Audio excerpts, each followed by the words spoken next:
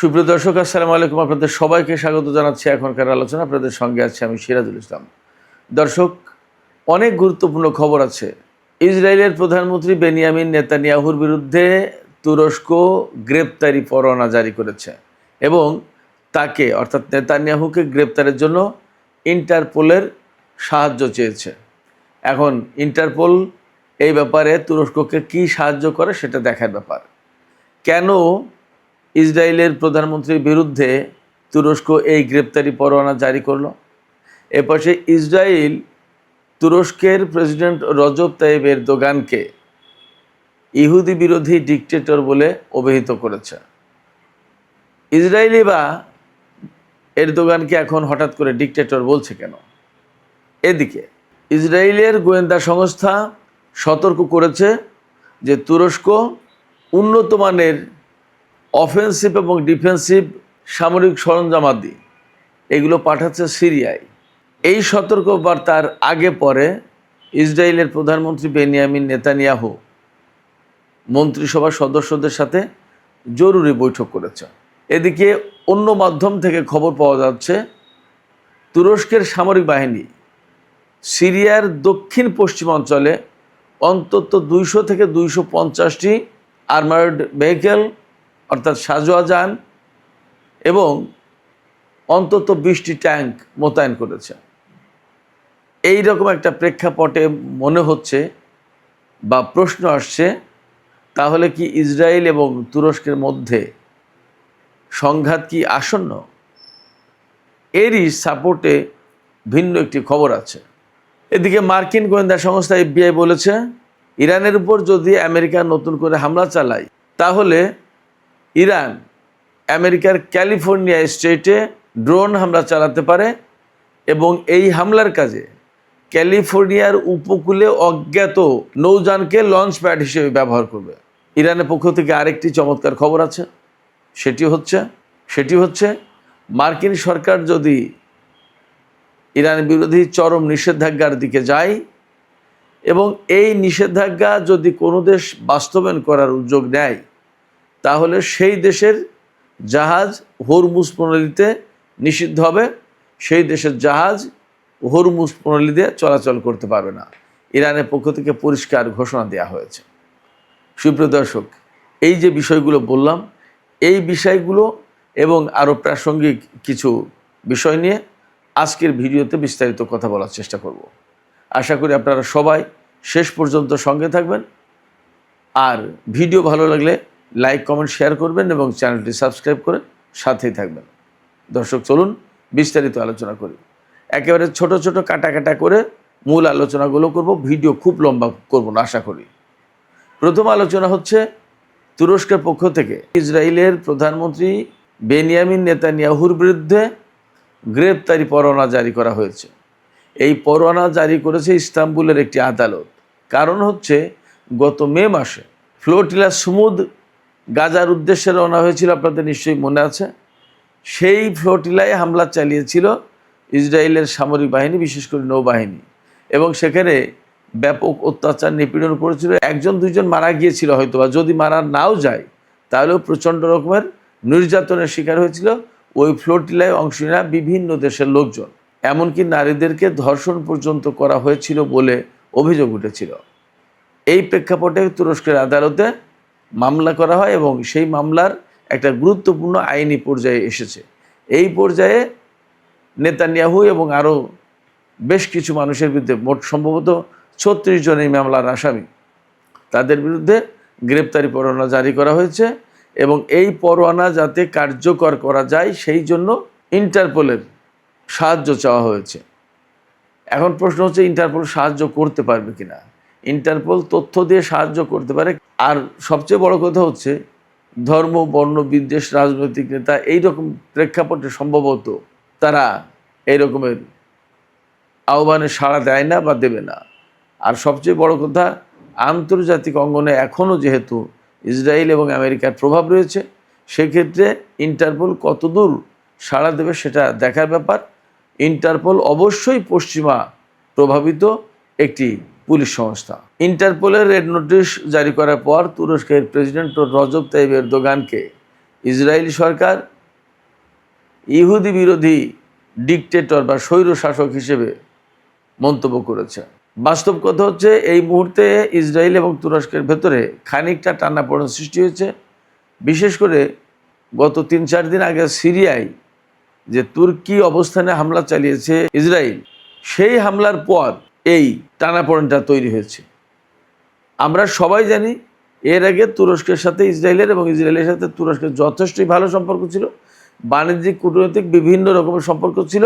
এমনকি ইসরায়েলের প্রেসিডেন্ট তুর্কি পার্লামেন্টে বক্তব্য পর্যন্ত দিয়েছে এই এরদোগানের আমলেই। তারপরেও মাঝে মাঝেই দুই দেশের সম্পর্ক খারাপ হয়ে যায় এবং এই সম্পর্ক খারাপ করার ক্ষেত্রে সবচেয়ে নেতিবাচক ভূমিকা পালন করেছে নেতানিয়াহু, যার কারণে তুরস্ক হয়তো আজকে আত্মসম্মান বাঁচানোর জন্য এইরকম একটা পর্যায়ে যেতে বাধ্য হচ্ছে। বিশেষ করে সিরিয়ায় তারা তুরস্ক যে বিমান ঘাঁটি পুনর্নির্মাণের কাজ করছিল, সেই জায়গায় ইসরায়েল হামলা চালিয়েছে। ওটা তুরস্কের সার্বভৌমত্বের উপরেই হামলা চালানোর মতো। সেই জায়গায় এখনও তুরস্ক সামরিকভাবে কিন্তু ইসরায়েলের বিরুদ্ধে কোনো জবাব দেয়নি। বাট দুই দেশের পক্ষে অর্থাৎ ইসরায়েল এবং তুরস্কের ভেতরে, দুই দেশের ভেতরে বা দুই পক্ষের ভেতরে একটা চরম উত্তেজনা কাজ করছে এবং ক্রমেই এই উত্তেজনা বেড়ে চলেছে।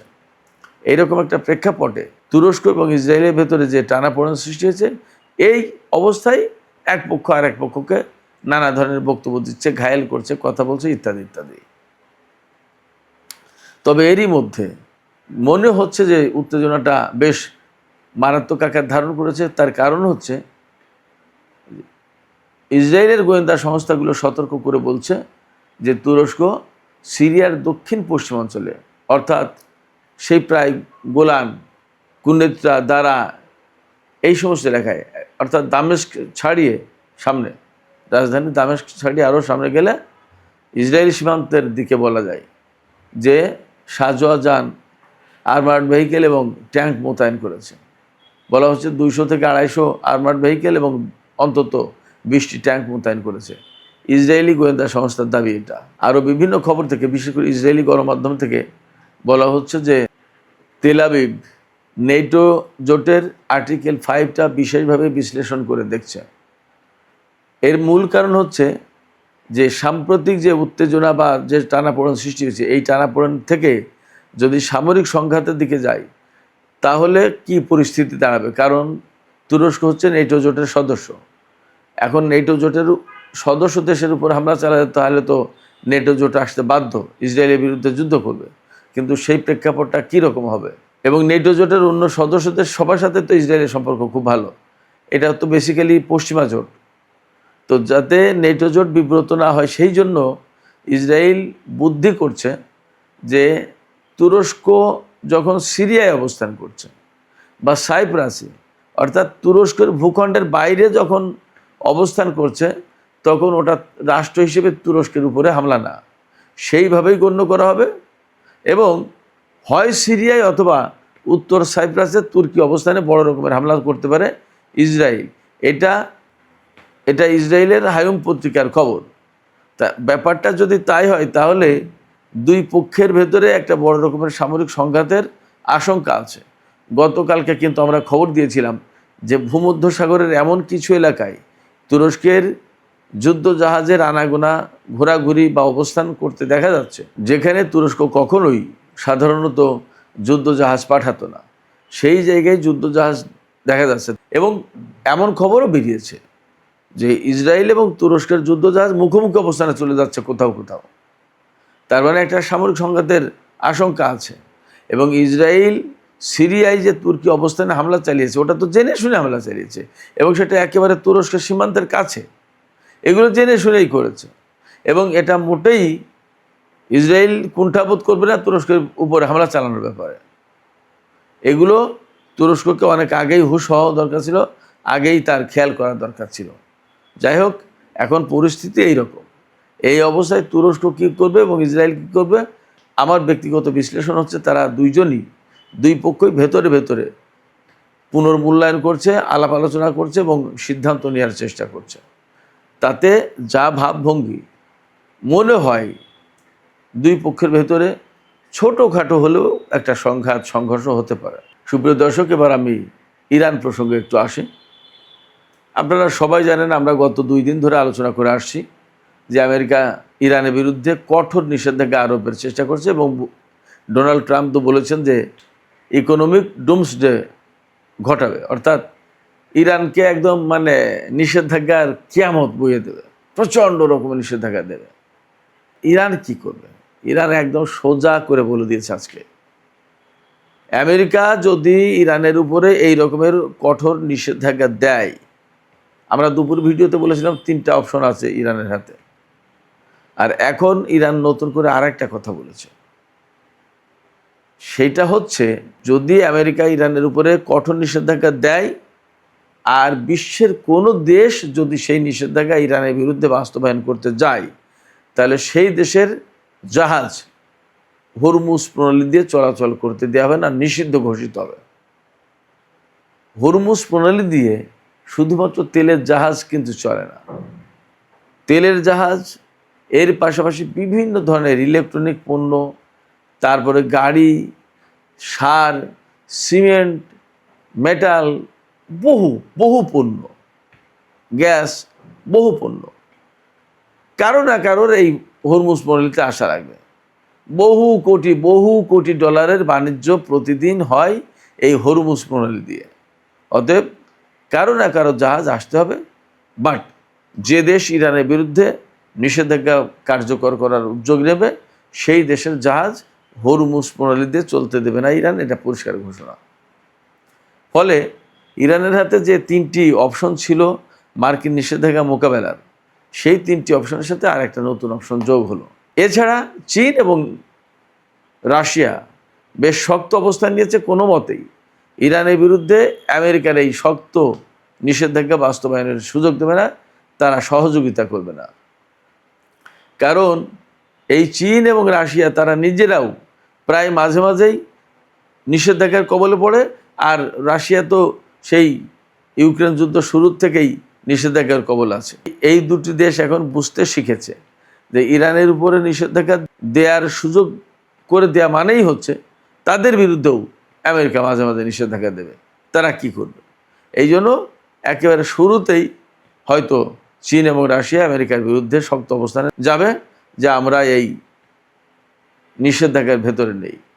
এপাশে মার্কিন ফেডারেল ইনভেস্টিগেশন, যেটা অর্থাৎ মার্কিন কেন্দ্রীয় গোয়েন্দা সংস্থা একটা, FBI, তারা বলছে যে যদি আমেরিকা ইরানের উপর নতুন করে হামলা চালায়, তাহলে ইরান হয়তো আমেরিকার ক্যালিফোর্নিয়া স্টেটের হামলা চালাতে পারে, ড্রোন হামলা। এবং সেই ড্রোন হামলাটা হবে কিভাবে? সেই ড্রোন হামলাটা হবে আনআইডেন্টিফাইড, অশনাক্তকরণ যুদ্ধযান বা জলযান বা নৌযান, তাকে লঞ্চ প্যাড হিসেবে ব্যবহার করে ক্যালিফোর্নিয়ায় ড্রোন হামলা চালাতে পারে ইরান। এই কথা বলছে আমেরিকার FBI। এই কথার মানে কি?